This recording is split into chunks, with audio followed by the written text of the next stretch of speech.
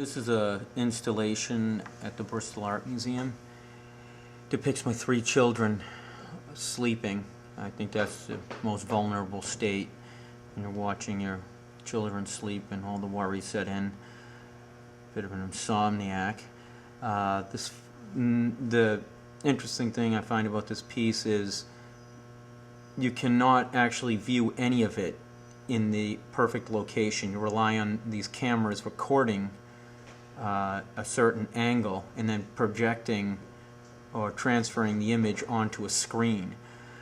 So this particular, what we're looking at here is my daughter extending out into space, and the image we just saw on the screen was her sleeping. We'll see that again towards the end. And as we come around this way, my son is strewn out on the floor, and his nose is going to lock into place just about now, and using the actual video camera to record this that you now. So now if you see a TV, that was the picture of my son.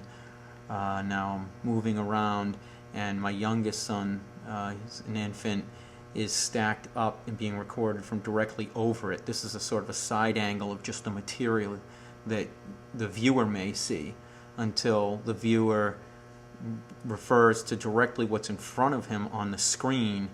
And it talks, it's a little bit about the nature of how we're witnessing things through lenses. See, you can see now my son sleeping on that panel. That's a projection from that projector on the floor. It's a nice way to play with scale, where the smallest things are making the largest image.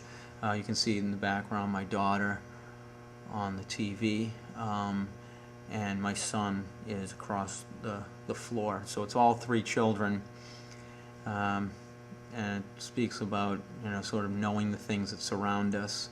And I like to quote by Carl Sagan in The Cosmos. There's my son right there. We owe the existence of our world to random collisions, a long distant cloud, long vanished cloud.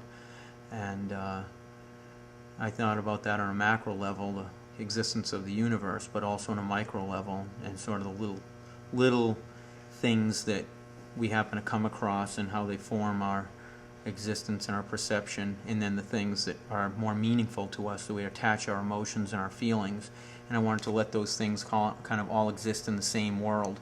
These random pieces of crap that